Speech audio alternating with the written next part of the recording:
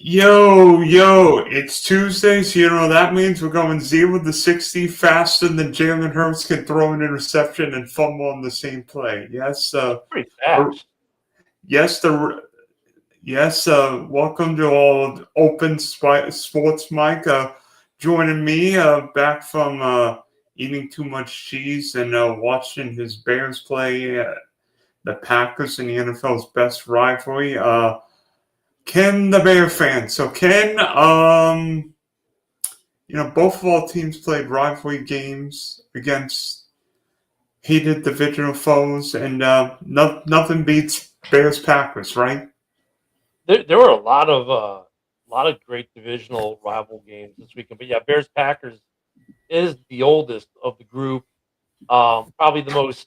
I know there'll be disagreement with some people in the NFC, AFC North, but it's probably the most contested of the rivalries. But what a game! And it came down to the wire, as good games do. I mean, that came down to basically the last play, second to last play, I guess, of the game, because Green Bay had to take a knee for the final play, but it came down to the wire. And it's week 15. 3 games this week in week 15 were for division leads. All three were big division rivalry games. I mean, I would say the Bears Packers is the biggest rivalry, followed by the Ravens Steelers rivalry, followed by the Jacksonville Indianapolis rivalry. You know, if you were to order those three rivalries, and look, the Jacksonville rivalry, I mean, come on, they're not that old. That's why it's last place of the three. The other two are much older with much more deeper history. The funny thing about Jacksonville, and I've been to Jags Colts games in Jacksonville. The Jags own the Colts in Jacksonville over the last decade or so. I mean, 2014 was the last time the Colts won in Duval. yeah, and you know what? That was a Peyton Manning game. No, it wasn't. Peyton Manning game was the 2009, was that 14 win season where I was at that game in Duval. But yeah, it's so I mean that's not really much of a, and it wasn't even a close game. It was a blowout. So I was like, come on, man, give us a better game. But the Colts. Well, We were talking this morning on the morning show. Here's a team that was super hot to start the year. They've dropped what, 3 now in a row. Philip Rivers, who's been retired now for what, 2 years? He's killing it here as a high school football coach. Is it 5 years? 4 years? Is he? 2020. Oh, yeah, because he's eligible for the Hall of Fame this year, isn't he? Is he? Let me double check that. Yep. Anyways, Philip Rivers is going to work out for him this year. Phil Rivers. I think Phil Rivers is going to start for the Indianapolis Colts in Seattle this weekend. Let me see what his Hall of Fame window is. Is he? Um, he is. He's a semifinalist for the class for this year's class. I mean, seriously, he is a semifinalist for this year's class. Yeah, it's been 5 years. So if he comes back and plays for them, it restarts his clock. Now it's the class 2026. Now he won't be eligible to class of 2031 if he plays this year. Oh, maybe we get Eli Manning in the Hall of Fame this year, but that's here and there. Maybe that's how he it's in his Philip. I mean, that's crazy though, and he's going to go work out for them on Tuesday. But there's a team that was super hot. They've been dropping. Like, look, if you have to go get a guy who's 5 years retired, semifinalist for the Hall of Fame this year, to work him out to be your starting quarterback to finish off your season, ooh, I mean, look, you've exhausted a lot of people to get to that point, right? Crazy. But no, I mean the Bears Packers game, like, look, both teams had an interception, both teams had a sack. They both made great second half adjustments. The last Caleb throw was kind of like, so I was watching that play on my TV as it unfolded, and you got to remember the way that I'm watching on TV. They're not showing you where the field cuts off is about the 3-yard line on the TV where the view of the camera is. So as he's streaking to that sideline, I'm thinking, okay, Caleb's just going to go out of bounds and get the first down. It'll be first and goal with like 43 seconds left. He's going to go out of bounds for 35 seconds, whatever it was. Bears could run 2 or 3 plays. They still had timeout left to get the touchdown, call it a day, right? Because they were running the ball pretty much at will. Um, that would seal the game. And even if you scored a touchdown with 15, 20 seconds left, it's going to be really hard for the Packers to go the length of the field, right? That's what I'm thinking. When I see him throw, I'm like, oh, someone must be open. And I see it's a float. I'm like, oh, it's a floater. And then they pan over and I see, like, oh my God, you got to be kidding me. He's throwing a floater and the defender's right there. I'm like, and it's like my heart sank. Um, the press conference, Caleb addressed it, saying he saw the guy running over, but he didn't think he was going to get there, and that he should have led Komet more than he did. So he owned it. He took ownership of that pass. So while we lost to our rivals and went from number 1 in the NFC to number 7 in one game, because that's how the NFC rolls these days, and from first to second by now a whole half game behind Green Bay, so that can flip this week again. I'm not mad. You know what I mean? First off, I'm playing with house money. I've already won 9 games. I had a 5-game win season where I had a 10-game losing streak last year. I'm playing with house money. Secondly, some good lessons learned by Caleb and the Bears in that game, and they took it to heart. You could hear it when they talked. They were accountable for their actions. They took their, and we got out of that game healthy, which I can't say that much about Green Bay, but we came out healthy. And the thing that sucks is we play well, not sucks, but the thing that sucks about the schedule is, you played them in week 14 and 16. It's really hard to beat a team twice in 3 weeks. So, and now they come to our place. It's going to be the Sunday night football game in America. Caleb does. Saturday. No, it's Sunday. This is the 20th. Saturday. Oh, it is Saturday. Yeah, the 20th. Yeah. So it's going to be football night in America, Saturday edition. Still football night in America. It's a 7:20 start. So it's a primetime start. Caleb does well in primetime games. So, I think the Bears even out, and I thought the Bears would split. So if the Bears split, if we beat Cleveland this week, Green Bay's got to go to Denver. The Lions have to go to the Rams. If those two lose and the Bears win, now the Bears are up a half a game on the Packers going into the rematch, just like we were this week. The Rams are pretty much done with their playoff chances, or at least they're very slim. And then we go to week 16. If the Bears win week 16, then we go to San Francisco, up a game and a half on the Packers, who have to play Baltimore. Yeah, and if Baltimore wins that and we beat San Francisco, week 18 won't matter for the division, right? And if we win and the Packers win, it probably won't. Week 18 probably won't matter for the playoffs. Yeah, looking back at your game, I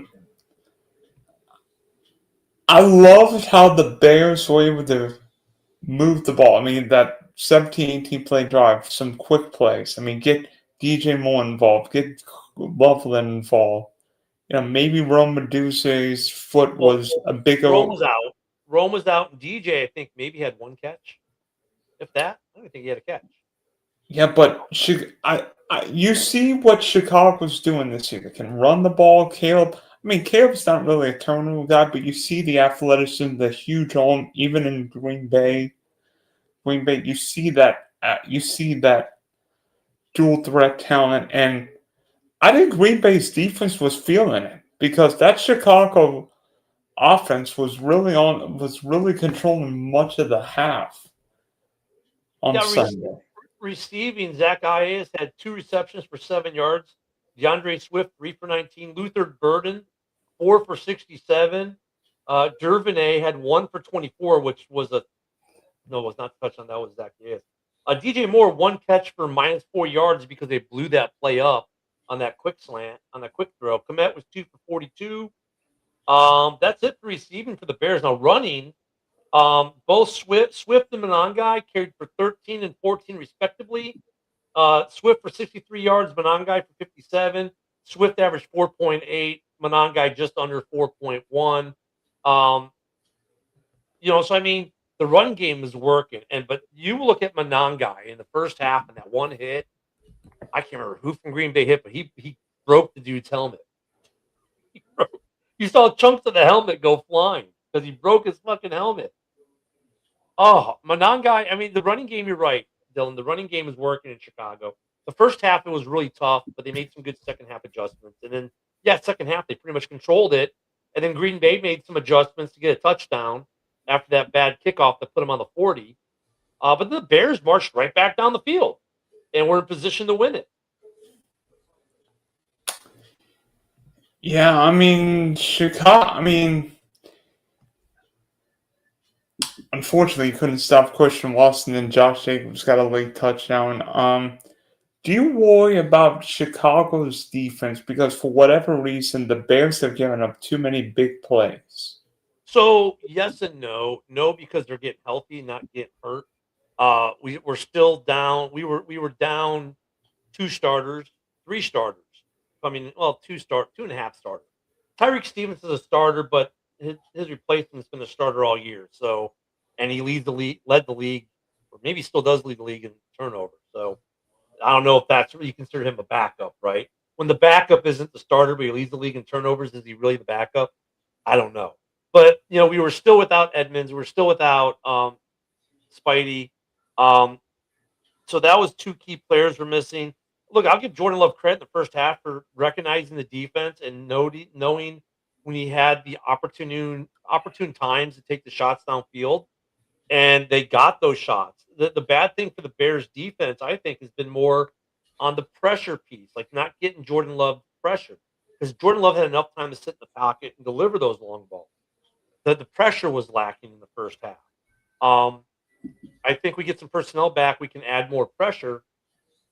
But the Bears, that's the only thing I worry is we don't get pressure. But look, they've gotten better as the season's progressed in terms of how many yards they're laying up per game, the points they're laying up per game.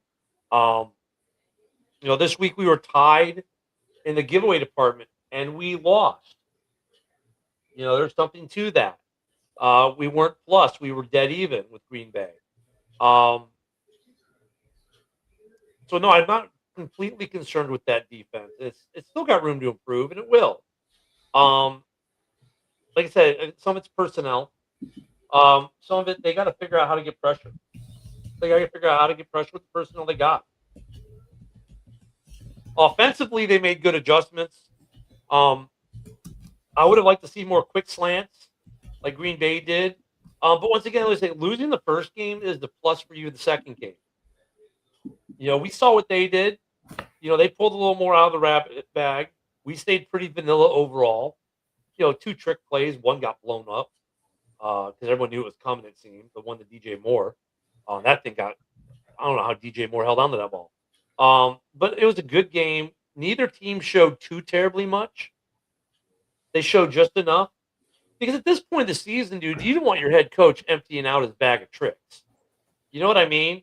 If you think, okay, I'm going to be a playoff team, do you want to show everyone else who's a playoff team all your tricks now before you get to the playoffs? Not if you don't have to.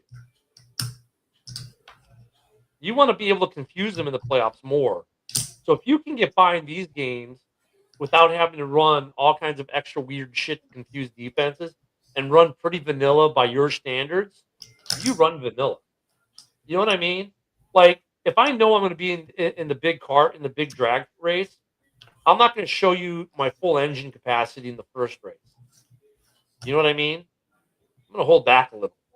I think that's what the Bears and the Packers both did, and they gave us a great game. What do you think about Ben Johnson and Matt LaFleur's handshake at the end of the game? I think this rivalry needs a little spice to it. This is what I thought about it. What handshake? They didn't even look at each other. They're kind of like, hand went out. That almost looked like, you remember when Lovie Smith's first comment when he became Bears head coach was, yeah, beat the Packers. Beat the Packers, then win the Super Bowl. Yeah. I mean,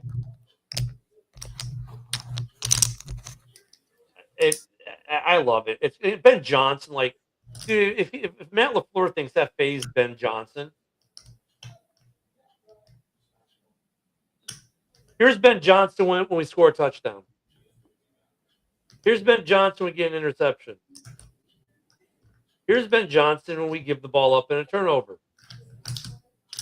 Here's Ben Johnson when we throw an interception on the last play of the game. Dude's cold as ice, man. Don't fucking care. You're not going to phase Ben Johnson with that, Matt LaFleur. I'm sorry. I am sorry.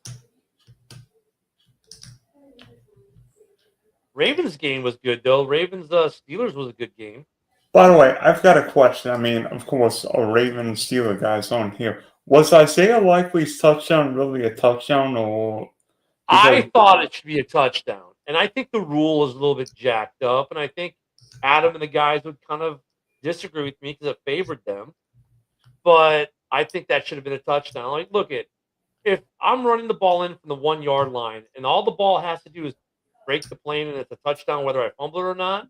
But when I catch the ball, I gotta take 2 steps, and the other player can do stuff to me. And dude, I thought, look, he caught the ball, took like a step and a half. The other guy knocked out, but he clearly had possession, solid, until he got punched out. He was in the end zone, so he had crossed the plane, obviously. I think some of the rules we have for what's a reception need to be looked at. I mean, the guy clearly, he didn't bobble it. He had possession. The defensive player knocked it out of his hand, after he took a step and a half. Okay. But if it was a running back and he crossed the plane with the ball and the defender knocked it out of his hand, it's still a touchdown. I understand, like, if he's going down to the ground, he has to show he has, right, that he has it. But I think that case to me, I mean, the way the rule is written, they were right. But I think that rule is jacked, and that's not the only occurrence this year. It's been a couple times where it's like, I think the rules that they have for what is, like, the whole thing with Aaron Rodgers being down by contact before he even had the ball in his hand. Really? That happened to the Bears in week 3 on an Edmonds interception. The guy got, like, this finger brushed his jersey before he caught the ball as he was diving to catch the ball. And they called that down by contact. Like, he got touched before he even had the ball. After he had the ball, no one touched him. That should have been a pick 6. So some of these rules and the way they need to look at it, like, that was chintzy. The Rodgers call I thought was bullshit. I think the Likely call, while maybe technically right, needs to be looked at because I think that was kind of bullshit too. I think the rules with the quarterbacks and the way they're getting hit, going out of bounds or even sliding is bullshit. Like, a quarterback starts to slide and then the guy goes midair to say, well, I couldn't stop. Dude, you took off the second you saw him going to the ground. Like, come on. Spirit versus intent and all that good stuff. I think the NFL rules guys really need to look at some of this stuff. Like, do you remember the play, I think it was last year, where the Texans linebacker, let me see, Ices Alsair went out and absolutely took out Trevor Lawrence. Yeah. And I think everyone could say, not just me, but everyone would agree that was a cheap shot. I mean, yeah, well, there have been a couple cheap shots. The one on Jackson Dart the other night in New York was the New York game. I mean, Dart said, look, I'm a football player, whatever, I expect to get hit. But that was a cheap shot. And then he was obviously going out of bounds. There was no way he wasn't going out of bounds. His body was not going to change him going out of bounds. To give that push and shove, or some of these hits these guys are doing on quarterback as they're going out of bounds, I'm sorry, it's just bullshit. Some quarterbacks hurt when the rule, and look, if they're going out of bounds, let them go out of bounds. The extra hits are just, Ramsey's done it a couple times this year to a couple quarterbacks. This is how Ramsey gets headhunted. You know what I mean? It's just, I think it's poor sportsmanship. It's cheap. The quarterback is going to the ground, and then you launch yourself so you can hit him. and say, well, I was already in the air when you went down. No, you weren't. The replay shows you weren't. And on field, the ref 99% of the time doesn't throw the flag. But some of these quarterbacks are going to get hurt that way.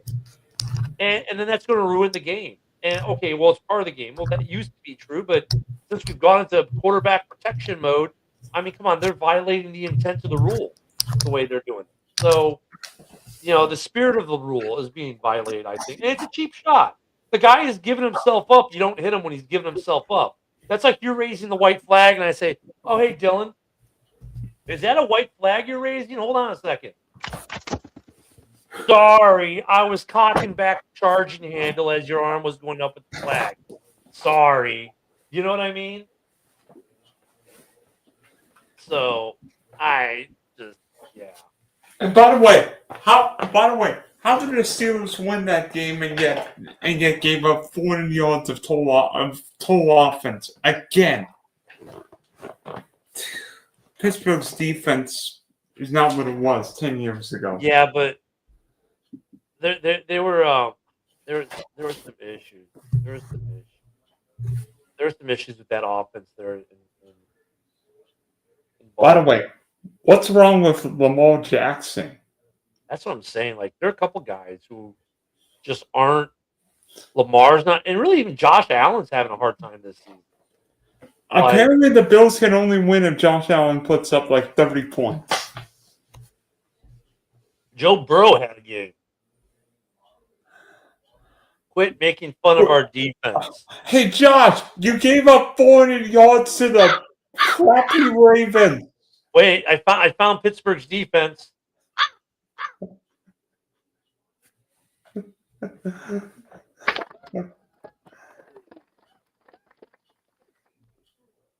My opinion, Lamar Jackson is not.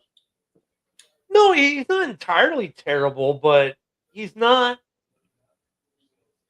They're not making plays, and then look at. I mean, you're going to see. You're seeing this with Kansas City. Mahomes just isn't making some of the plays he used to make, right? And that's because some of the talent is gone, or it's aged, or take your pick. There's a plethora of things. The offensive line's not as good. The play calling might be a little off. Your receivers may not be as fast as they used to be, or have the hands they once had, or your tight end doesn't have the capabilities he had before. I mean, you see it with Patrick Mahomes. You're seeing it a little bit with Lamar, and then you're seeing other guys starting to ascend. Right? There's a certain kid in Carolina who's starting to ascend. There's a certain kid in New England, a certain kid in Chicago, another one in Denver. They're starting to ascend because they're starting to do those things now. I mean, there's some of that's just ebb and flow of the game, and you can't be like, this is probably Mahomes' worst years of pro. They've already done a lot of things this year they'd never done in Kansas City since he got there. Not win the division being one of them. So, Ravens defense rushed him back from. Ravens definitely rushed him back from the hamstring injury too.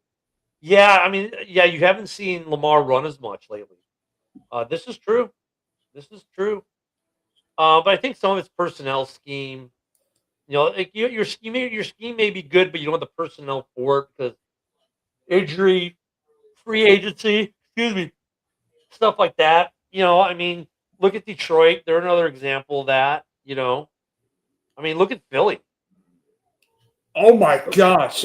That game last night, honestly, might have been the worst game I've seen all year. I mean, they played the Bears.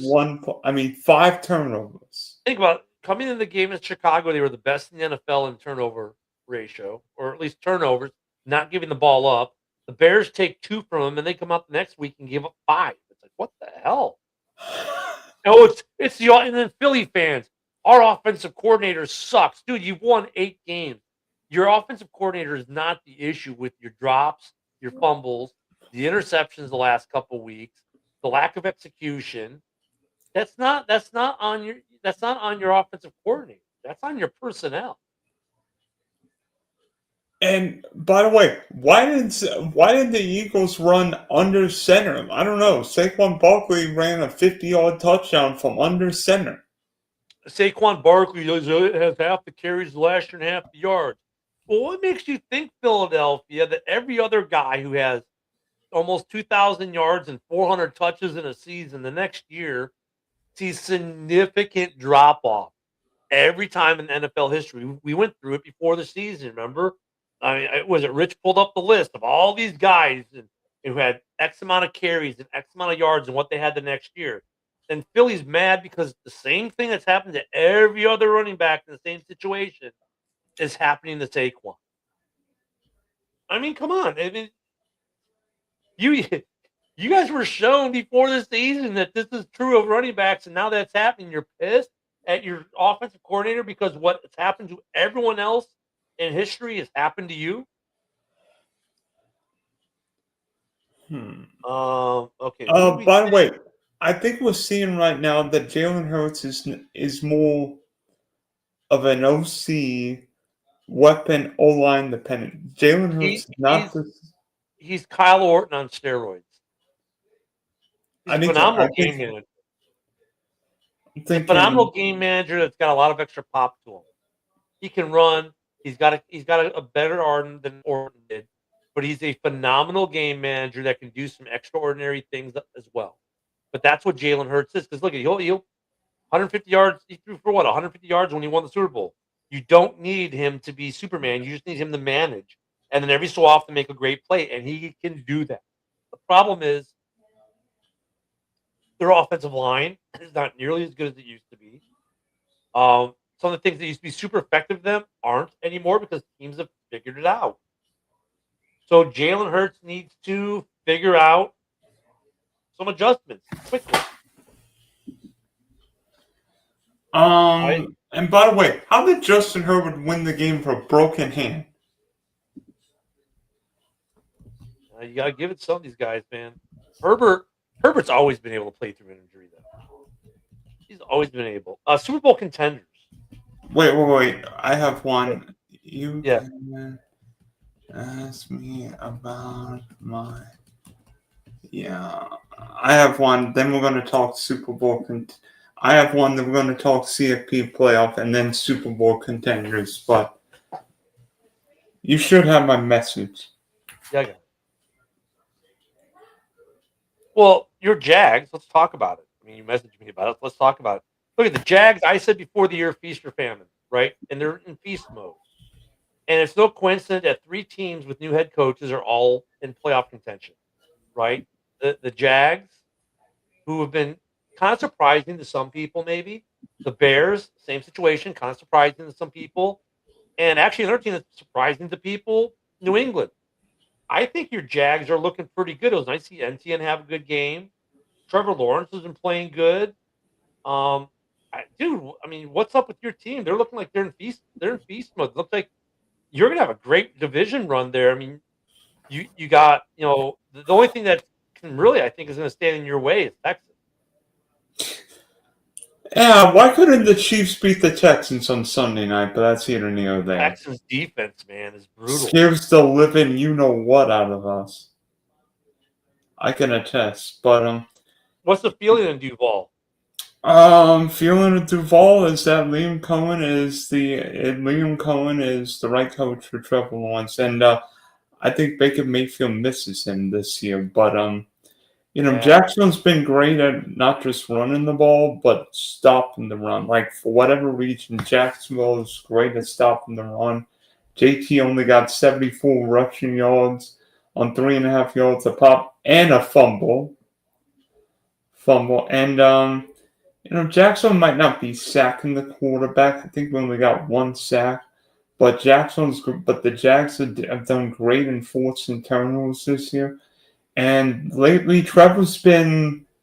I mean, I don't think Trevor's going to lead the league in completion percentage, QBR, pass rate. But Trevor's been... last couple of games, Trevor against a divisional opponent, 4 touchdowns, no interceptions. I mean, Trevor, everybody's going to look at, Trevor's got 11 picks and 59% completion percentage.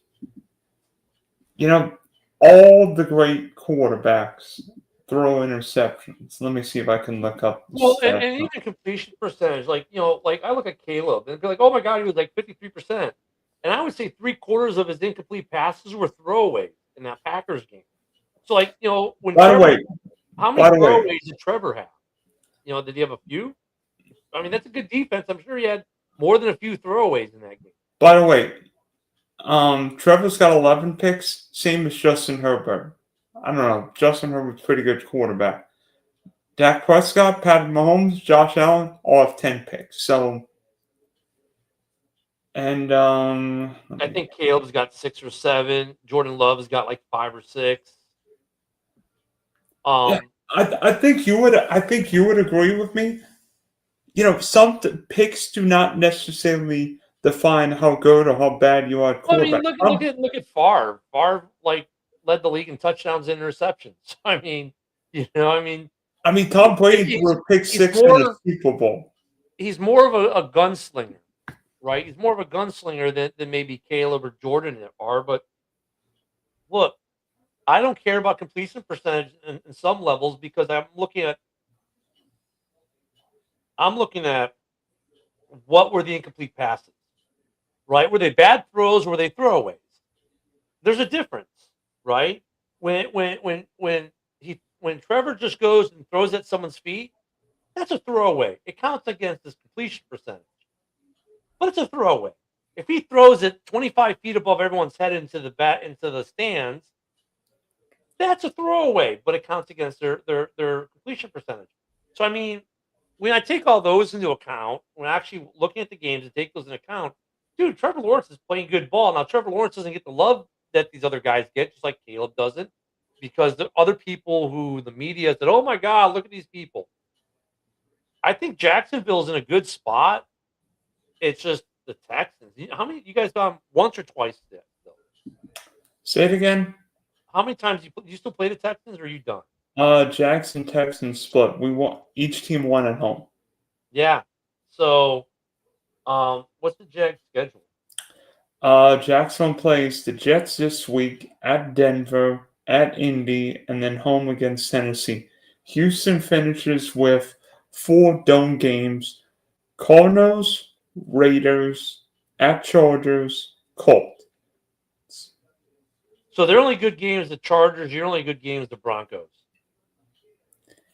And So if the basically, you could both go 3. If you guys both go 3-1, I mean, you wind win up the the division. You wind control up your the destiny. threes. See. You But if control. Houston goes 4-1, Jacksonville goes 4-0. Jacksonville goes 3-1. If that loss is in Denver, Houston wins the division. So If you win 3 games, that puts you at 12 wins. Well, no one from the North is getting in the wild card. The Bills are at 9. They could end up with that win total. So that's 1, 2. If you get up with 12 wins, dude, you're probably in. well, yeah, Jackson wins 12 games. They're also a wild card team. Jackson's got a tiebreak over the Chargers. I think the Broncos can clinch a playoff spot this week. Yeah. So can the And by the Patriots. way, for the first time in a decade, the Kansas City Chiefs are not winning the AFC West this year. Oh yeah, yeah, that was the big thing, and they might not make the playoffs. And that goes up to Isaac's question, right? Who do we think are the main Super Bowl contenders? Now that Um, now it looks like KC might not be in the mix at all. I think they're all 2 big contenders in the AFC and 3 in the NFC. See, right now, I think New England and Denver are the big contenders in the AFC. Mm-hmm. I feel like the Patriots have taken advantage of a lackluster schedule. They have. Yeah, and it's nothing New England did wrong. They I get the feel same. like New England's a year away. They basically have a similar schedule to how the Bears were this year. Suppose but okay. So for the AFC, you've got Denver, New England are your 2 favorites. Who are the other 3 that you were talking about? And then the other 3 in the NFC are Green Bay, LA, Seattle. And I take it that would also be your top 5 right now. Getting ahead of Yeah. You could So go. I would agree with your AFC teams. However, I'm not showing the same love to the NFC West as you are. My 3 NFC teams would be the Rams, and this could change after this week's game against the Lions, but it would be the Rams, the Packers, and the Bears. I mean, Seattle's a box of chocolates. Seattle could win by 40 or lose by 40. Here's the problem with Seattle, and that's Sam Darnold in the playoffs. And Sam Darnold a couple times this year has been absolutely horrific. I have more trust in Caleb, Jordan, and Stafford than I do in the Ginger Jesus. That's why I would put those, the Bears, Packers, Rams instead of Packers, Rams, Seahawks. If the Seahawks are at home, they're probably going to lose. You know what I mean? Looking at their schedule. Yeah, Seattle plays the Colts. I'm going to bring up all their schedules really quick. Hold on, bear with me. Seattle So the plays Seahawks. the They get the Colts this week. Then they get the Rams. Then they got the Panthers. Then they got the Niners. So 3 tough games. I don't know how I'm going to call the Colts. The Rams get the Lions, the Hawks, the Falcons, and the Cardinals. So they get 2 good games and 2 laughers. And then the Bears, we get the Cleveland, Browns, Green Bay, 49ers, Detroit. The Packers get Denver, Chicago, Baltimore, and Minnesota. And yeah, so I think the Rams probably have the easiest schedule, and then the Bears and Packers schedule might be a little harder than what the Seahawks have. But honestly, I mean, no, the Seahawks have a tough schedule. Let me tell you, they got all playoff teams. Yeah. So I mean, that's why I think offensively the Bears are better than Seattle. I think Seattle, while good offensively, I think Green Bay and Chicago are better. Defensively, I think Green Bay's pass rush is better, but the Bears' secondary is better. So it's kind of tick for tack there with them. But yeah, I mean it's close. It's close. But yeah, you're right. The AFC, it's like the 2-dog race. I think, and it's funny right now. Guess who wouldn't make the playoffs in the AFC? Joe Burrow, Patrick Mahomes, or Lamar Jackson. Yeah. That's crazy. And you know who's? Hey, you know what? For all those people think KC's going to get in, guess who's got the same record? The Miami Dolphins.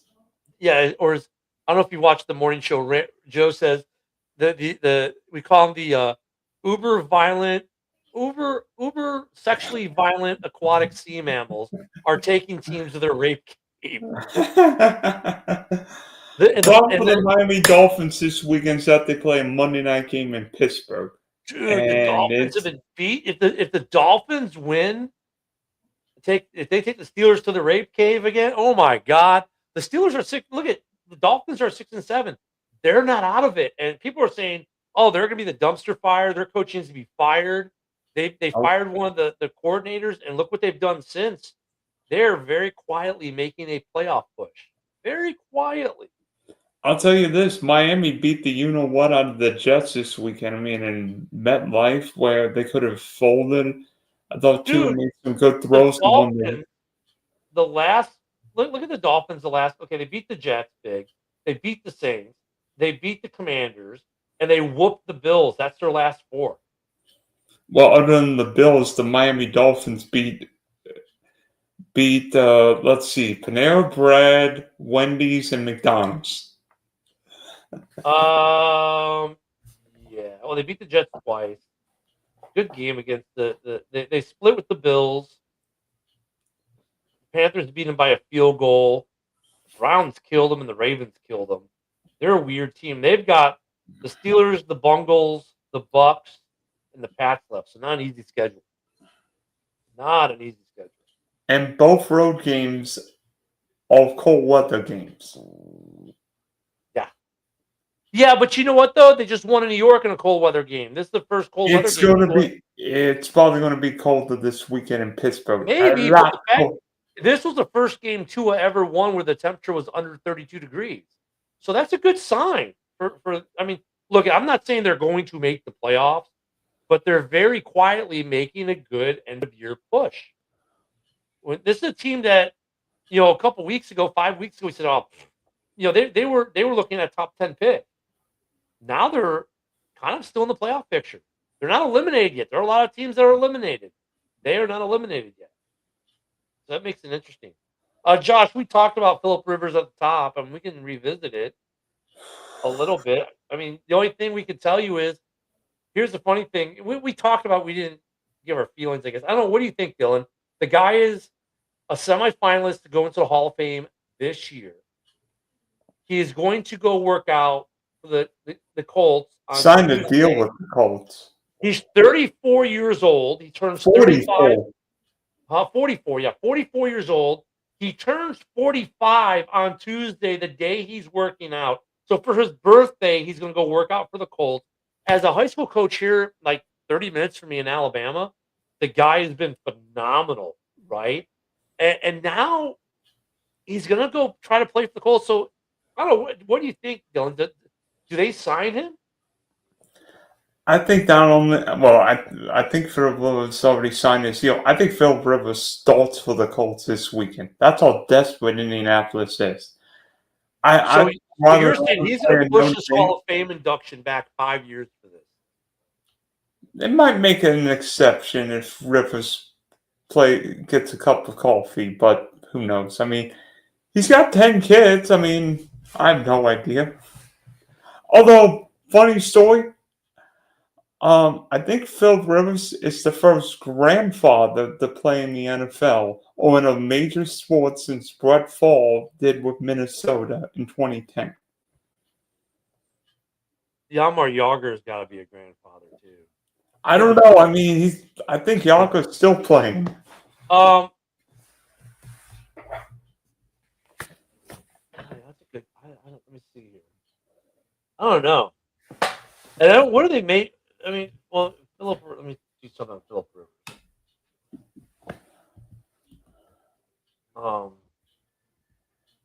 Does he really have 10 kids? Oh my God, he has so many kids. Jeez. Oh wait, did they sign him? Yes. No, he signed. The last thing I saw this morning, he was going to go through. He actually signed. Yes. I missed that piece. Oh my God, that's crazy.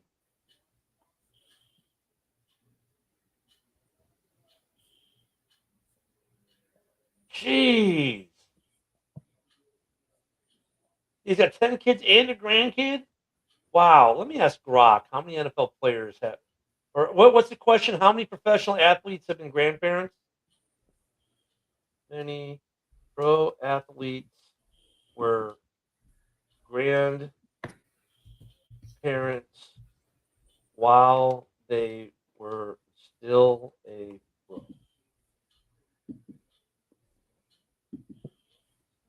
Let's see what comes up with Dylan. Julio Franco.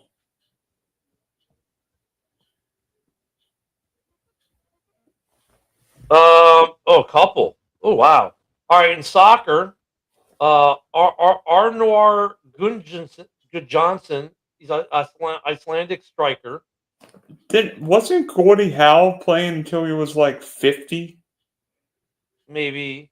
Rai, a Brazilian midfielder, 1994 World Cup winner. He was a grandfather at age 33. Oh my. Whoa. Yeah.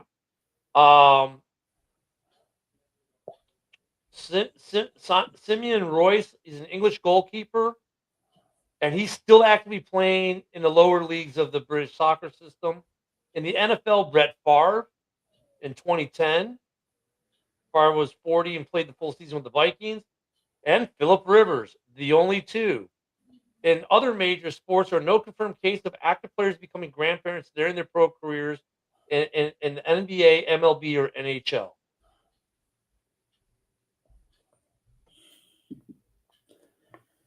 Wow. So, yeah, the phenomenon is so uncommon that new cases like Rivers make headlines as near historic rarities. And you know what? If Phil Rivers wins for Indianapolis in the Great Northwest, it might be one of the craziest stories of the year. So I mean, look at do they get in the playoffs? No, no, no, no. I I mean, think the what, look Colts. at I think the Colts have lost too many guys. Not just the quarterback, but no DeForest Buckner and no Sauce Gardner. I think Indianapolis run out of sauce and run out of bodies. I mean, the Colts are 8-5. They got the Sea Chickens, the Niners, the Jags, and the Texans. Oof. Let's see what Vegas said. Now these numbers are probably pre-Rivers. The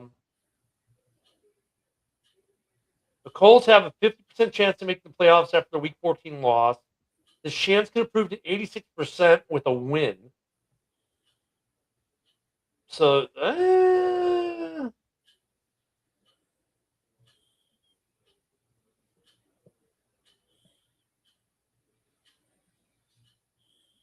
mean, they've got better than 50-50 chance, or about a 50-50 chance. Right now, the Colts are the 8th seed. They're one game out behind the Texans. Wait, no, that's 8-5. That's missing a week. Does it? Yeah, no, because that's right. The Bears are the 7th seed. That's correct. They are the 8th seed. I just think Indianapolis' schedule is hard. I mean, the Colts have got a brutal schedule to end with. I mean, I think the Thanksgiving Colts were a Sunday. nice story early, but now back to where they always are. I mean, look, here are the wild card teams right now. Okay. The Bills are at 9-4. The Chargers are 8-4. The Texans are 8-5, and the Colts are 8-5. And then the other teams still in the hunt technically: the Ravens, the Chiefs, and the Dolphins, all at 6-7. And the Bengals are 4-9. They have not been officially eliminated. By the way, officially eliminated in the AFC are the Jets, the Browns, the Raiders, and the Titans. Officially eliminated in the NFC. I think that listed a little less. I just scrolled the wrong way. My bad. I In think the Arizona's NFC, eliminated. the Falcons, the Cardinals, the Saints, the Commanders, and the Giants all been eliminated. Oof. That playoff picture, the hunt goes Detroit at 8-5, Carolina at 7-6, the Cowboys at 5-6-1, the Vikings at 5-8. But for the Panthers, really at 7-6, they need to take over the division. They against Well, Carolina finishes with 2 out of 3 against the Bucks. Yeah. Now if they split, it gets interesting. So that division winner gets in. The loser probably doesn't. And then your other wild card teams are, it's either gonna, you're looking Detroit's 8-5, Chicago's 9-4, San Fran's 9-4, the Seahawks are 10-3, and the Packers are 9-3-1. We'll call it 9-4 for I mean, is there potential of 3 teams coming out of the NFC West? It's either you're either gonna get 3 teams out of the West or 3 teams out of the North. And then it looks like for the South and the East, division winner gets in and that's it. And then it's looking like, if I was a betting man, I would say the South and the East each get 1 division winner. And then you're going to get 2. The West and the North are each going to send minimum 2. And it's a toss-up who gets the 3rd team. It's either going to be Detroit gets in or San Francisco. And here's the thing. San Francisco's got some tough games. Like, they play the Bears. The Bears beat them. That hurt, and Detroit wins that week. I mean, the scheduling's crazy. For the way this is going, like the Niners, their schedule is not easy. The Niners schedule. Let me bring it up here real quick. Niners played the Wolflets Titans this weekend. So they get an easy game this week. Then they get the Colts. Then they get the Bears, and then they get the Seahawks. Not an easy schedule. The I think Seahawks. it's one the Niners could go 3-1, no problem. The Seahawks get the Colts, the Rams, the Panthers, and the Niners. That's a tough one. The Rams get the Lions, the Seahawks, the Falcons, and the Cardinals. So the Rams have the easier schedule. I think I'd rather have San Francisco schedule. They play the Wolfless Titans, but coming off a bye. Dude, the Titans played good this week. They actually played good this week. The Titans played the equally Wolfless Browns, even though Shador played really well, but that's here and there. We've spent 51 minutes talking NFL. College football playoff came out this weekend, and I hear South Bend, Indiana was none too pleased about the Irish being left out of the dance. Here's my breadth of knowledge on the NCAA football playoff system.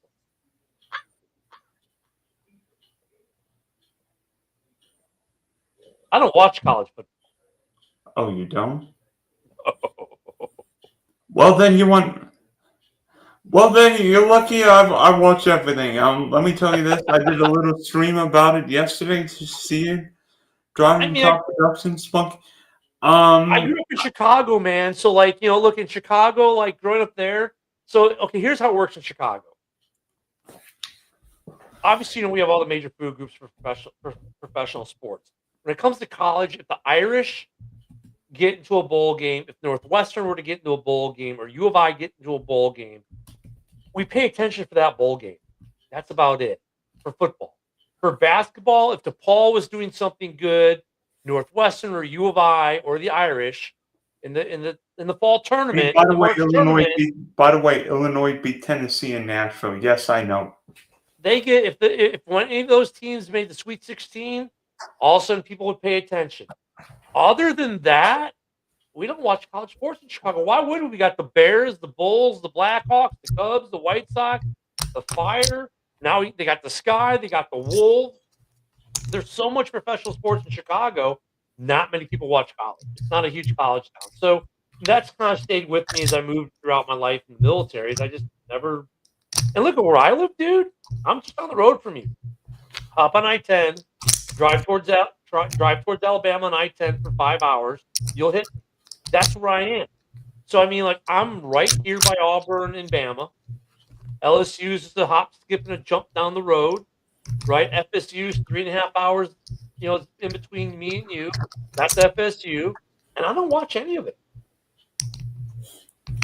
I'd be going to games. I would have gone to the Iron Bowl. I would have gone to one of those games. We looked at going to games because I was going to take my son. We were going to either go to an FSU game or a Bama game, but the tickets were more expensive than the NFL. So, forget that. So, and he's going to UWF next year, so he just goes to UWF games.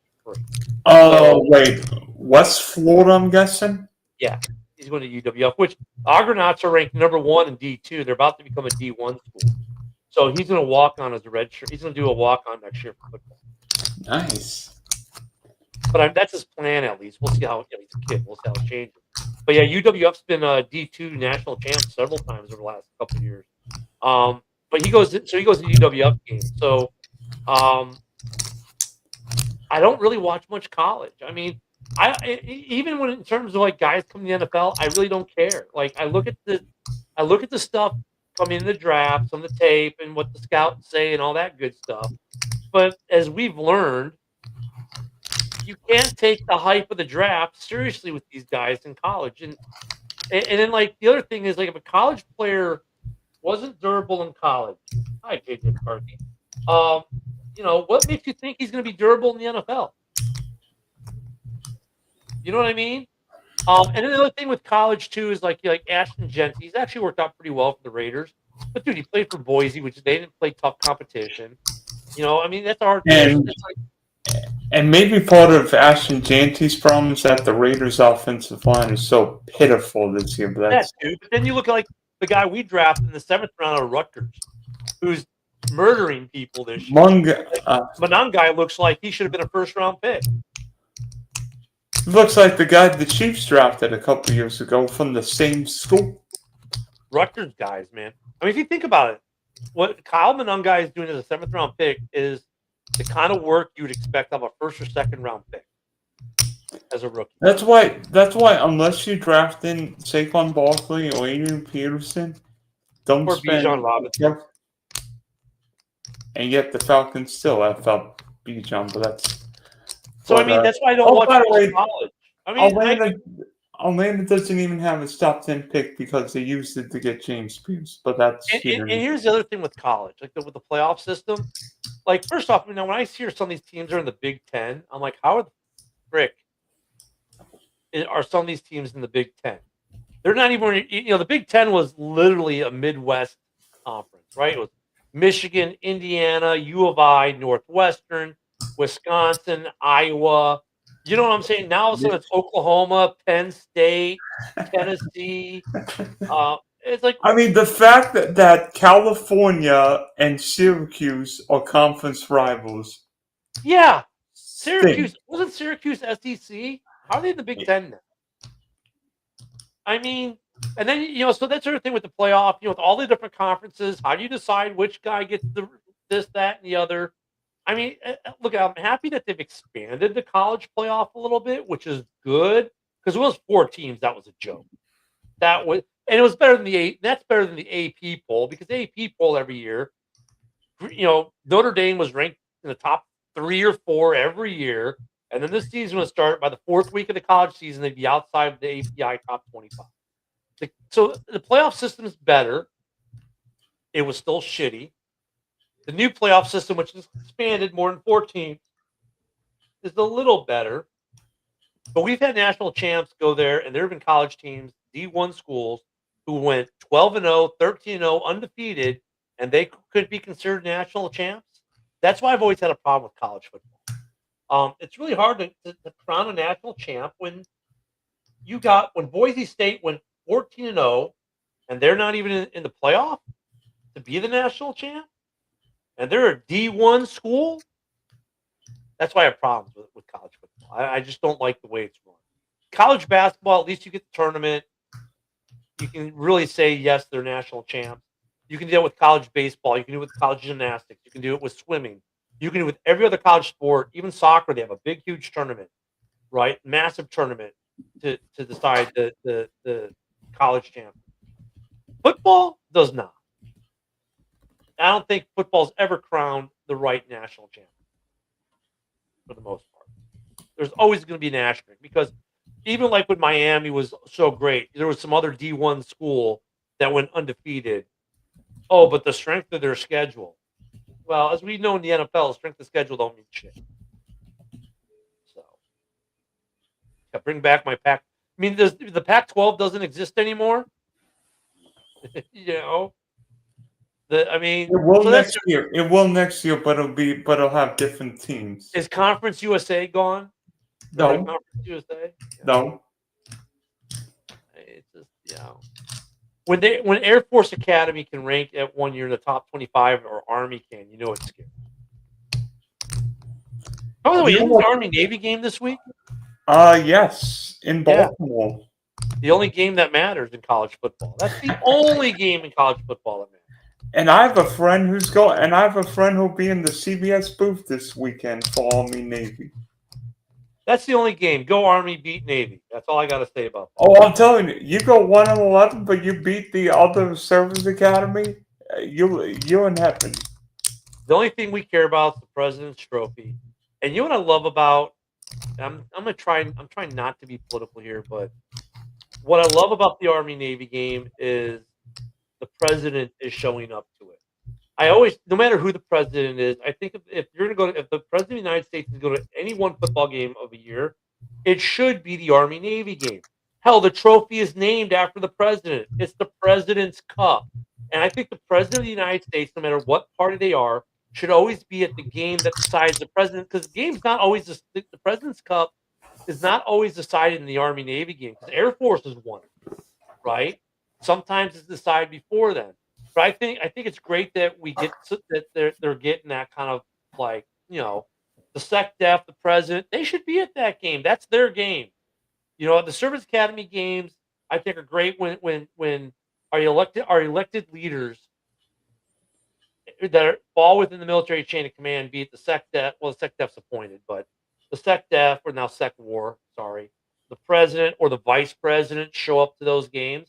I think it's great when congressmen and senators show up to those games and show their support for the service academies. But that is really the only game I care about for college sports, college football, is Army Navy. And because it's going to be a gritty, old school football game, lots of running, usually not much passing.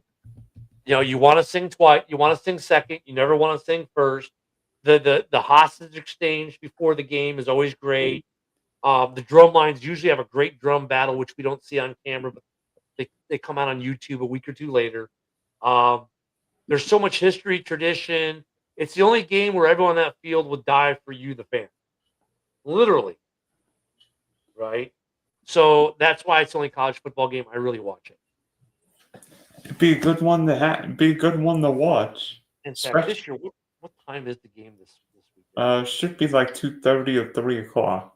Last year I missed it 'cause I thought it was at 7 and it was at like 3:30. What the hell?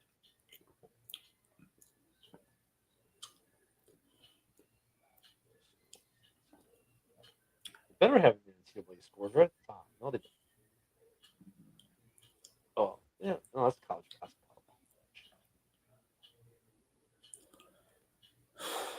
There you go.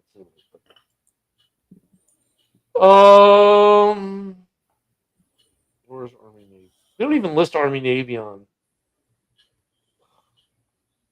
Really, Bleacher Should be Report? on CBS. Yeah, Josh. Where's anyone? I'm here.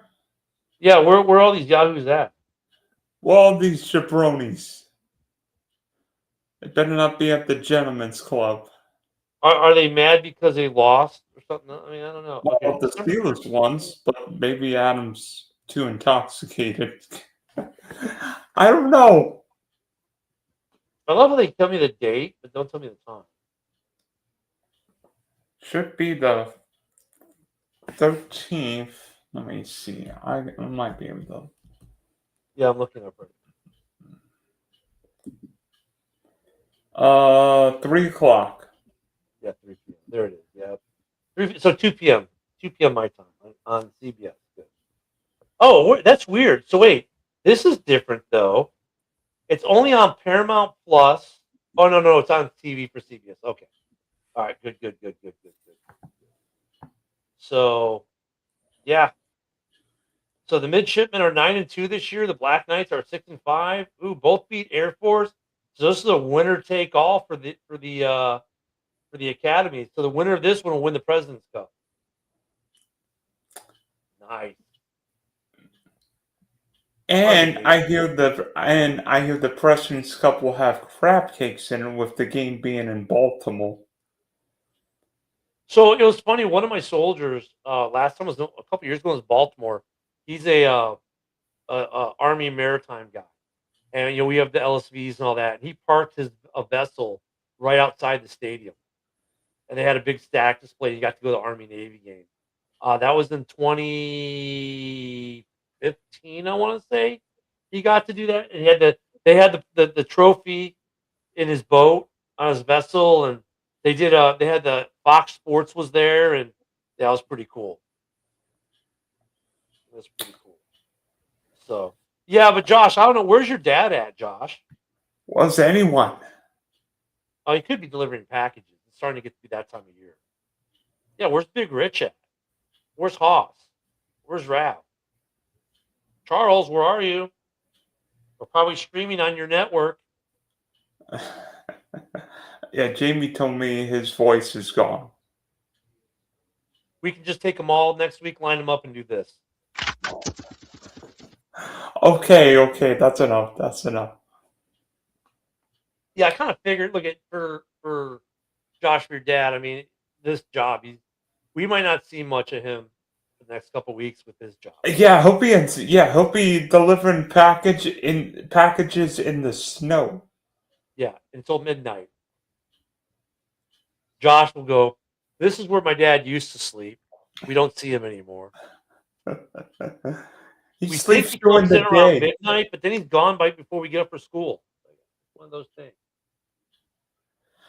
I mean, you know, um, this week baseball winning meetings in Orlando, and surprise, Dodgers get in with DS. The problem baseball's got right now is that few owners want to spend the money. It's not the Dodgers' problem; it's that certain owners don't want to spend the money.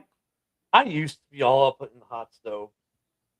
I used to be all up in the hot stove for baseball, and over the years, I've kind of gotten less and less. I mean, the Cubs will do a little something, something. They felt a little magic last year. I think they'll do a little something.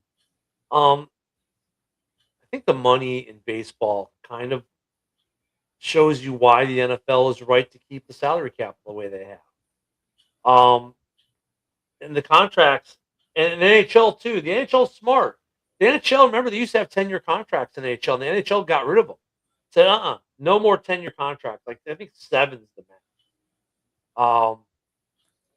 I think the NFL and NHL do contracts right. I think the NBA is kind of jacked with the max contract. So basically, like, if you stay with your team, the other team, there's no way another team can pay you more, right? That weird system they've got set up. I think that's garbage. The NFL system is good. It's tried. It's true. But the problem with the NFL system is every dollar spent isn't a dollar against the cap. I mean, how is it, Dylan? I give you $100 million contract, but $100 million doesn't show up as cap hits over the 4 years of your deal. Some teams can wiggle the cap better than others. I'm not sure what kind of accounting machine Howie Roseman the Eagles use. Dude, I know it's like okay, the Jaguars signed Dylan to a 4-year, $100 million contract, and you go look at Spotrac or over the cap. Well, Dylan just got a 4-year, $100 million contract.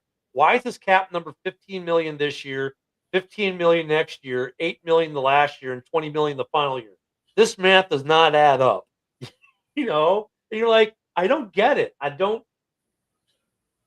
You said the NFL's is a little jacked, but baseball, I don't expect much. And winter meetings have been kind of like they're kind of like the Jaguars. They're feast or famine.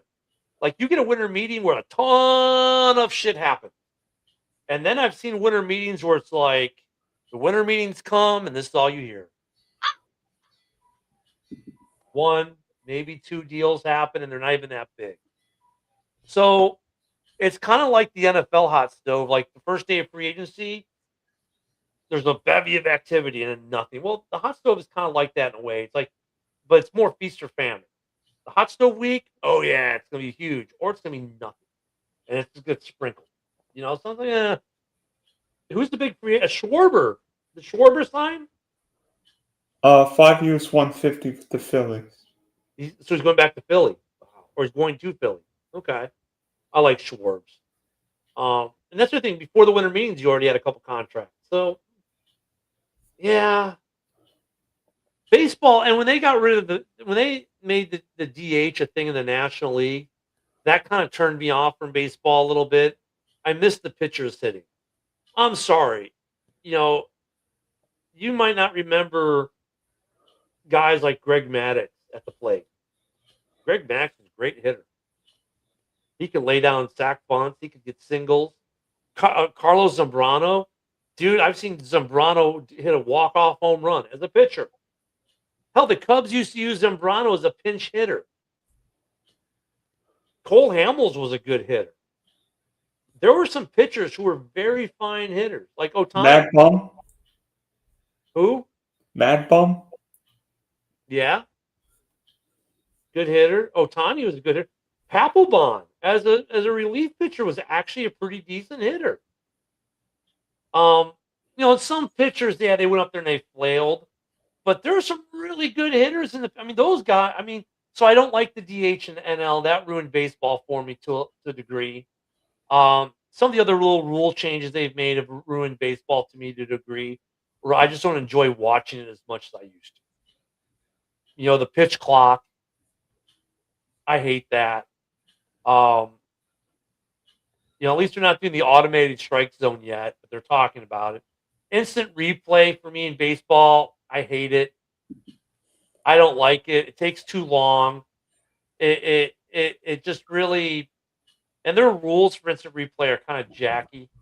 Um, so yeah, there are things about baseball that kind of like turned me away from the game.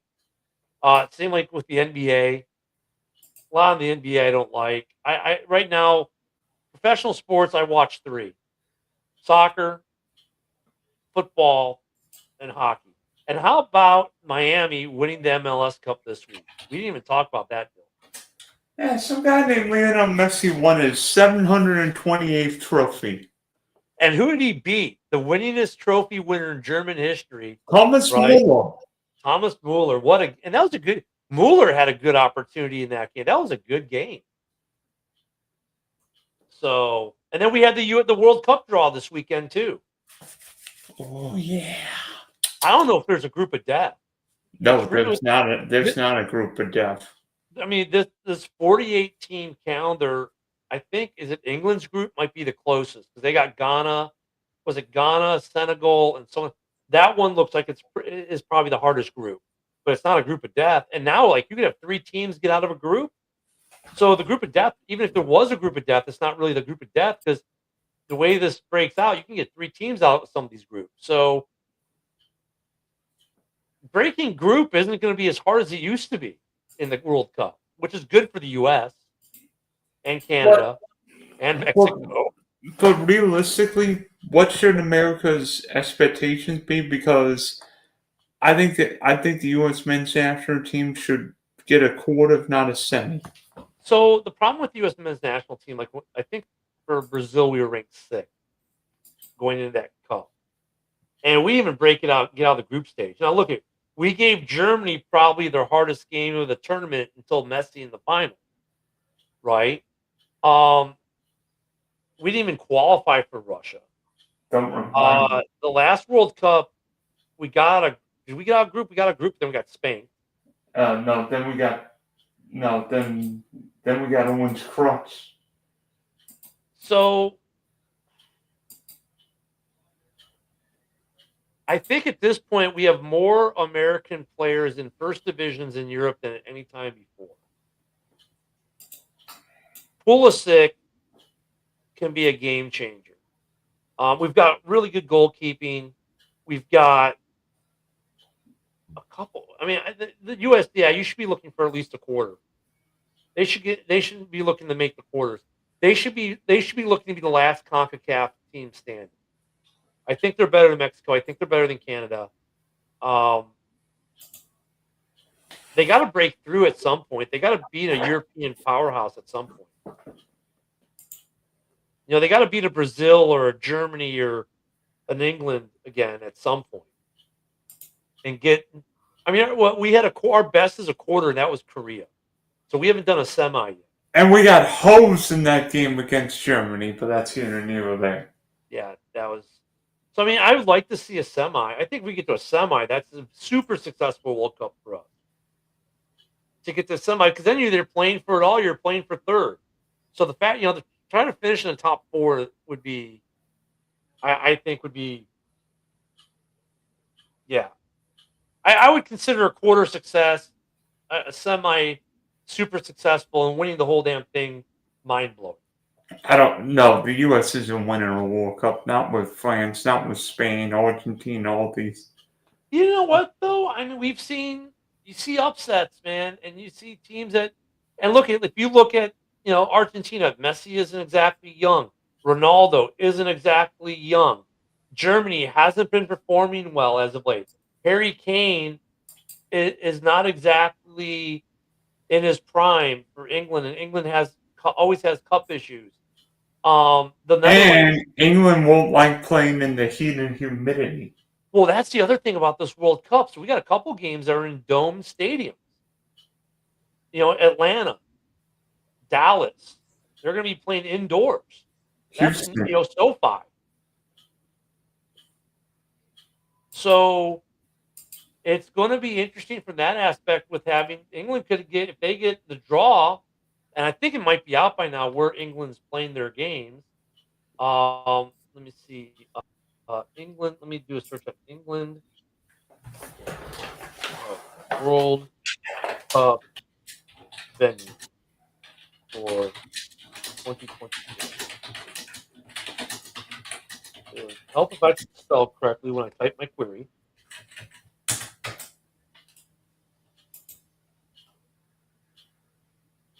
Okay, so they're playing. Oh my God! So they're playing against Croatia in Arlington, so indoors. They're playing at Foxborough against Ghana, so up north. And then they're playing at they're playing at in East Rutherford for the Panama match. So at least they get probably their hardest game, Croatia indoors. Yeah, that's going to be interesting. And by the way, how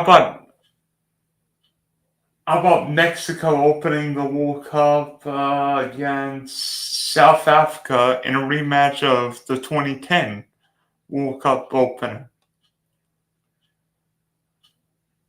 So that's interesting. Okay, does it? Oh, it doesn't. Okay, so the U.S. plays their opening game In at LA. SoFi. At SoFi. Wow. Wait, how do they? No, I don't like the way they go. Oh, that's no. I want to do.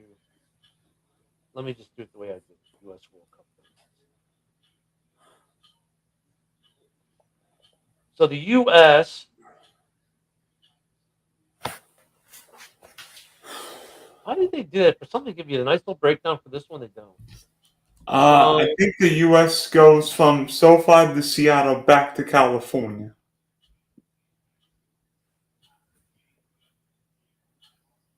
All right. They go to SoFi, then Lumen, and then back to SoFi. Yeah.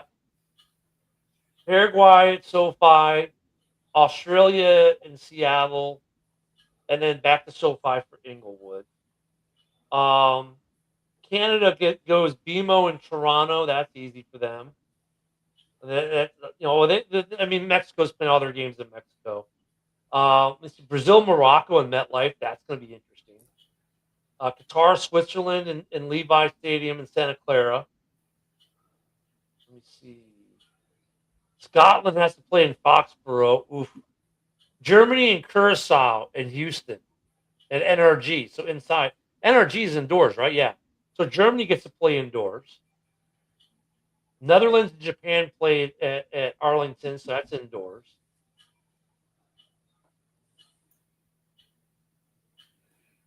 Yeah, the weather here is going to be something. Saudi Arabia and Uruguay at Hard Rock. That's going to be interesting. Oh, that'll be nuts. That'll be nuts. France and Senegal at MetLife. That's going to be a good match. Norway's playing in Foxborough for whoever they get to play. Argentina and Algeria are at Arrowhead.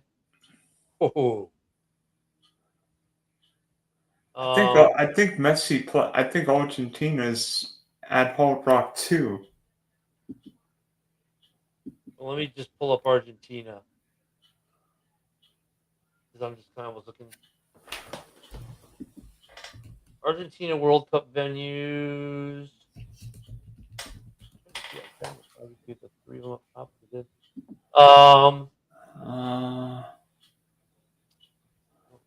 Kansas City, Dallas, and Dallas. Sorry. Wow. Yeah. Yeah. So yeah, this is gonna be an interesting World Cup, man. I can't wait to start watching that one. Ooh. But the U.S. think about it, the U.S. plays 2 games at SoFi, 1 at Lumen. They're gonna have great weather for all their games. Well, I don't know what LA is going to be, but Seattle. It could be worse than Seattle. It could be Well, no, playing I mean in LA is gonna be perfect. It'll be perfect field conditions in the dome at SoFi. Seattle might be rainy and wet, but I mean, they got 2 games in SoFi. That's an advantage. It certainly beats Miami. Like the 2 places I don't want to be are Kansas City and Miami. Yeah, Arrowhead, Miami. Rutherford's gonna be hot and humid though. But if you're playing at Mercedes-Benz in Atlanta, this is not the first World Cup where games been played indoors though. 1994. And do you know where those games were played at? The Pontiac Silverdome. which was a dump. Yep, and that was a huge coup when they pulled that off. And if you think about it, after that World Cup, Arizona builds their stadium, which is natural grass in a dome.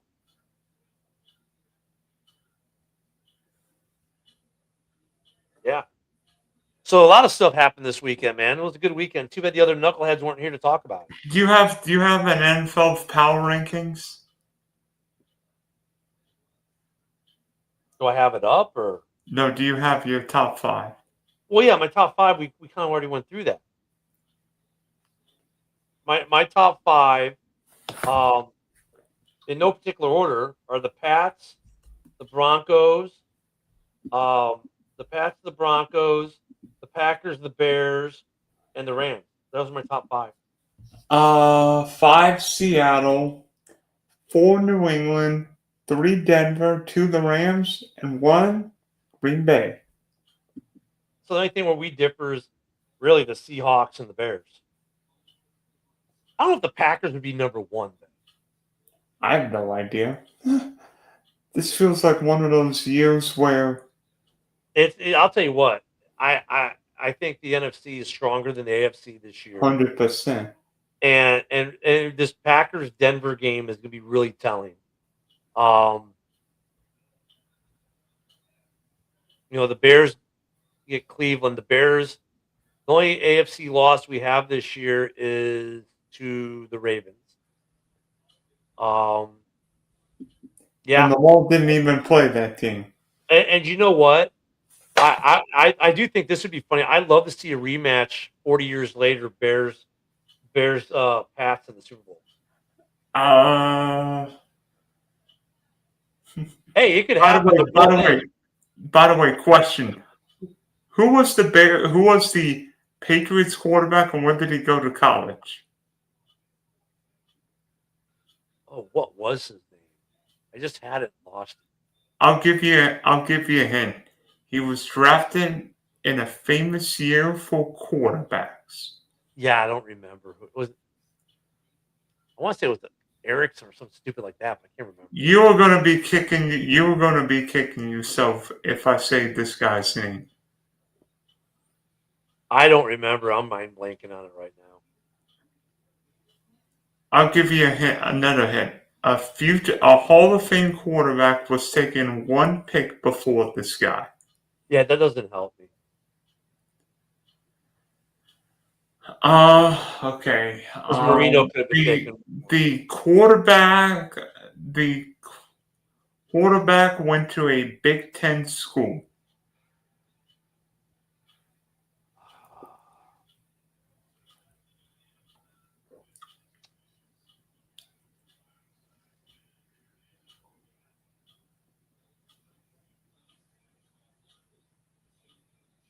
God, they were in that. I have such a hard time remembering the 85 Pats.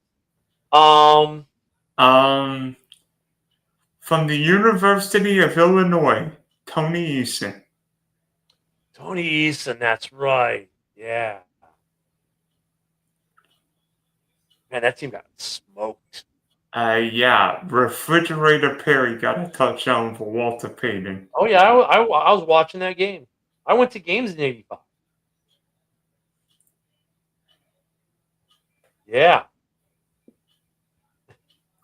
I don't know how many roughing the quarterback penalties the Bears would have now. Oh my God, that team straight murdered people. You'll never see a defense hit like that again because it's against the rules. They killed quarterbacks. The '85 Bears and '86 Giants are why you have so many of these rules you have today. Jeez, they just straight up murdered people. Other than Dan Marino, the Bears killed everyone that year. And Dan Marino got killed that game too. I don't know how they won that. Well, and what the funny thing was, didn't the Pats beat the Dolphins in the AFC Championship game? That would have been a hell of a rematch.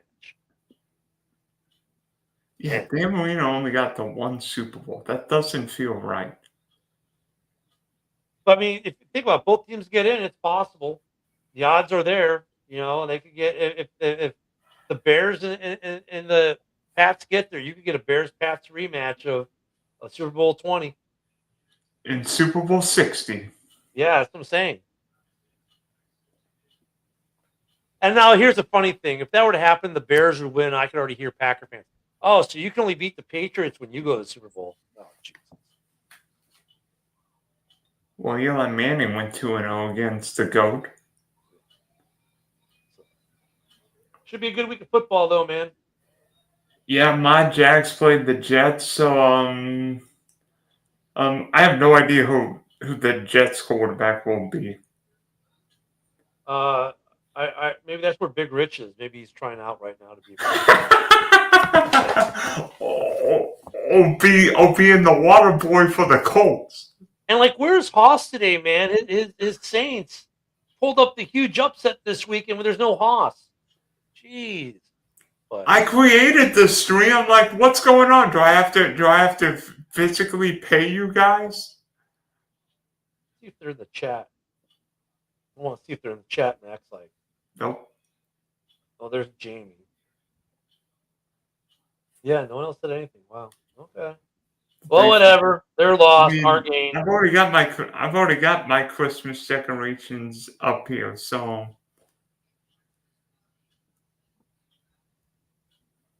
Yeah, I've got a couple things to do today, and so I'm gonna.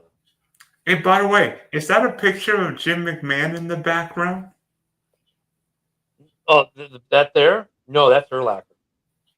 Okay, Urlacher. And then right underneath him, you see that Lombardi? That's signed by Kevin Butler. Yeah, I redid the man cave a little bit. Obviously, you see new lighting behind me. This case right here has got new lighting. These two got new lighting. I've got an 8-foot display that got new lighting, and a new shelf. Changed it up. So yeah, the man cave got a mini renovation, if you will. And obviously, mine's a little different now that it's the Christmas season. So yeah, you got your little tree up. Yeah. My whole house is Christmas out there. The man cave, not so much. Yeah. I don't know if you can see it or not, but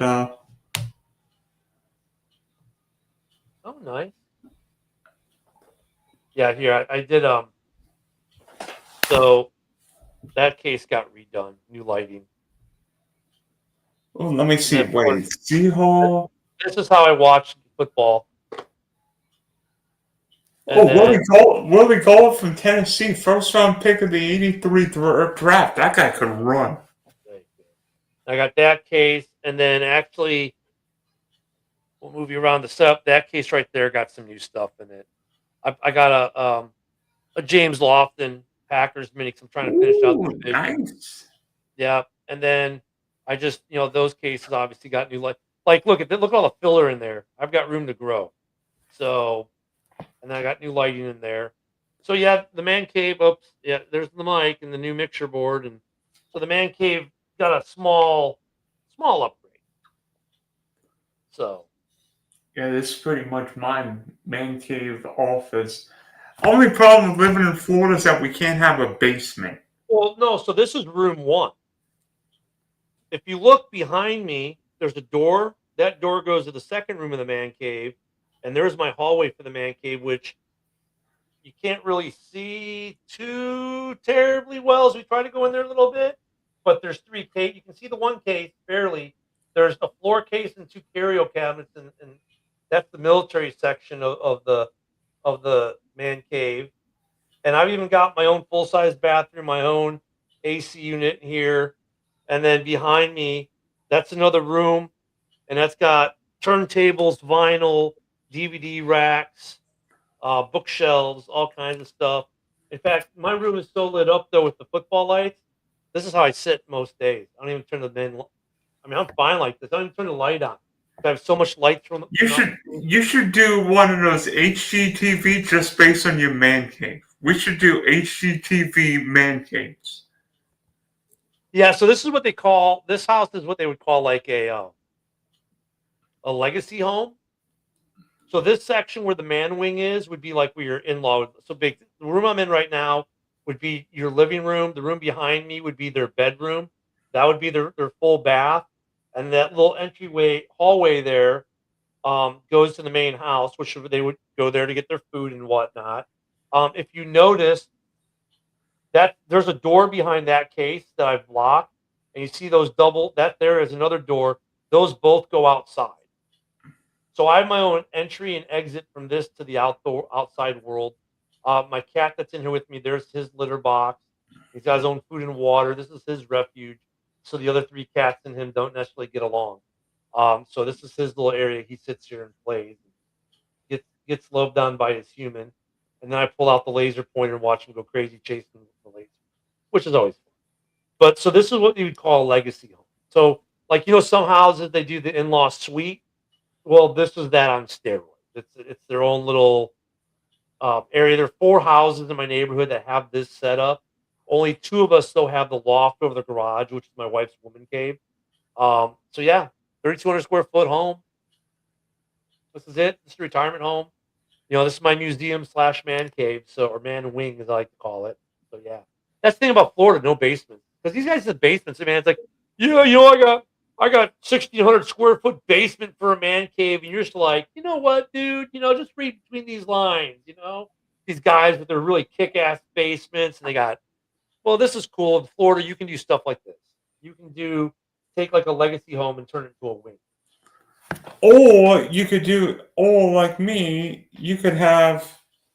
Let me see if I can flip them around. Or you could just have a bike in your home office. Yeah. I don't even know.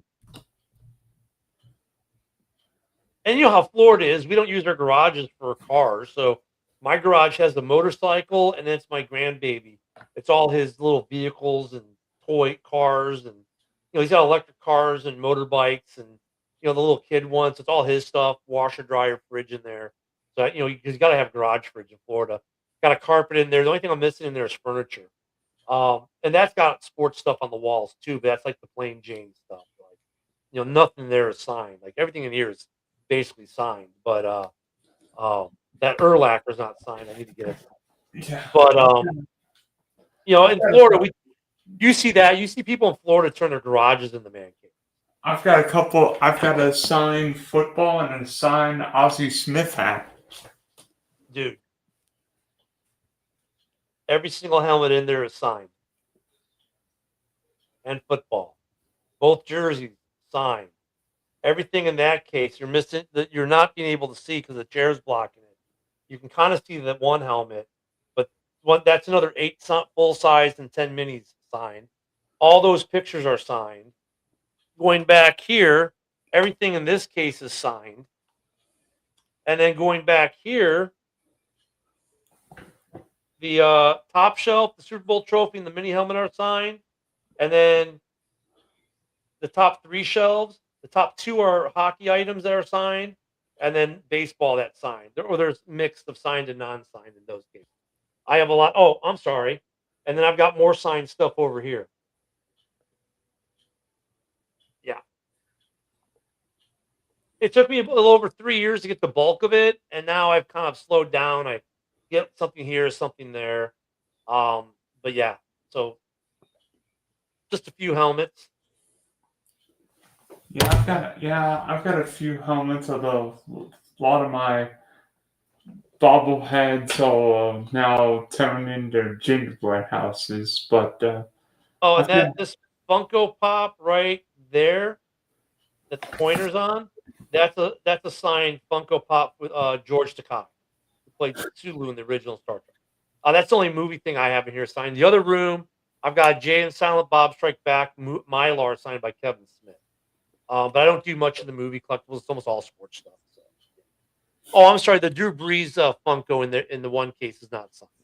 By the way, is Drew Brees calling your game this weekend? Let me see. Ooh, I don't know. Brees might be calling. Cool Brees. Let me see. No, Drew Brees is in Santa Clara. Yeah, man, there'll be some good football to watch this weekend, so I hope you enjoy the games. I know I'm going to be trying to enjoy the games. Yeah, thanks for hopping on, Bear. Hopefully the rest of the knuckleheads are out Christmas shopping, and maybe we'll get together same time, same place next week. And, Only two bad things about living in Florida. Well, you might disagree. We don't see that much. You might see snow, but we don't see snow down here, and we don't have a basement. So yeah, the basement thing is the same, but Florida, where you're at, you're in Orange County, right? No, I'm in Southwest Florida. Oh, you're in Southwest. I thought you were up in Duval. Where are you at? I'm in Estero, halfway between Fort Myers and Naples. Oh yeah, that's right. Yeah, I'm up here in the Panhandle. My weather is kind of like Jacksonville's. Um, so basically, if you take Orlando, if there's 60, I'm probably about 50. It's about a 10-degree difference in the winter. Last year, though, this year, this calendar year, last winter, last January, February, we had 10 inches of snow, which broke a 130-year-old record. Before that, since we moved up here, I saw a light dusting that melted by 9 a.m. once. That was about it. And I think I saw that living in Orlando for 1 year too. So, yeah, it's living here is in Florida in general. We don't see snow anywhere. I still ride my Harley in December, January, February. I mess with my buddies up in Chicago because they're like in November, December, October. Oh yeah, I got to winterize the bike. Oh yeah, how do you do that again? I said, well, first you got to do this. I said, well, no, wait a minute. I'm riding my bike until year round. Like, you mother. So, yeah, I mean, living down here in Florida, the winters are much better. If we do get cold, like today was extremely cold for us because the low this morning was 41. We're like, "What's this stuff, man? We're only in the 60s today. This is horrendous." It was still pretty nice out. But yeah, the fact that we don't have um basements here makes man caves a little bit harder. But you know what though? Like I said, in Florida, you get these nice big 2-car garages. I know a lot of people can, wall off. They take the garage door out, throw up a wall, and and they make garages their man caves, or they make like what I did here a man cave, or their office is their man cave. But yeah, the guys who get basements, up north, and their wives let them have the entire basement to do what they want, they suck. Yeah, you know what happens to those basements? The husband always brings home a mistress. There you go. Florida living, baby. All right, brother. I will see you next Tuesday. All right, see ya. This is Ken the Bear fan and the Big D himself. Seeing you later.